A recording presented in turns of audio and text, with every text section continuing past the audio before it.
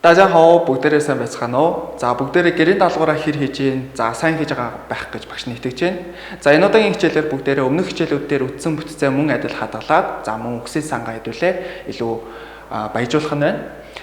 За энэ өгүүлбэрт, за энэ асуух өгүүлбэрт "你朋友会写汉字吗?" "你朋友" болсон байна. Чиний найз, 朋友гэдэг нь найз, 会 чадах, 写 бичих, 汉字, ханз махэр асуусан хэлбэр. Тэгэхээр танай найз ханз бичиж чадах уу гэвэл хэдүүлээ яг энгийн асуух өгүүлбэрээр ингэж асууж болно.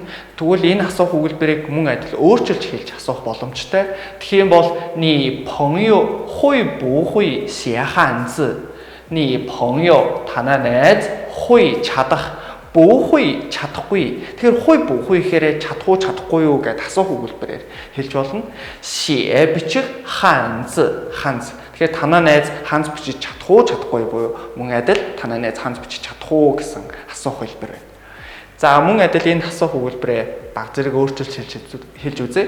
Энэ дээр "你的英国朋友会不会写汉字?" "你的英国朋友" чиний англи найз 会 чадах, 不会 чадахгүй, чадах уу чадахгүй юу, 写汉字 бичиж ханз. Тэгэхээр "你的英国朋友会不会写汉字?" танай англи найз ханз бичиж чадах уу гэсэн байна. Тэгэхээр өмнөх слайд дээр бол зүгээр "你朋友" чиний найз гэсэн бол чиний англи найз, чиний монгол найз, япон найз гэвэл "英国" найз гэдэг үгнийхээ урд тэрхүү үгнүүдээ авах боломжтой.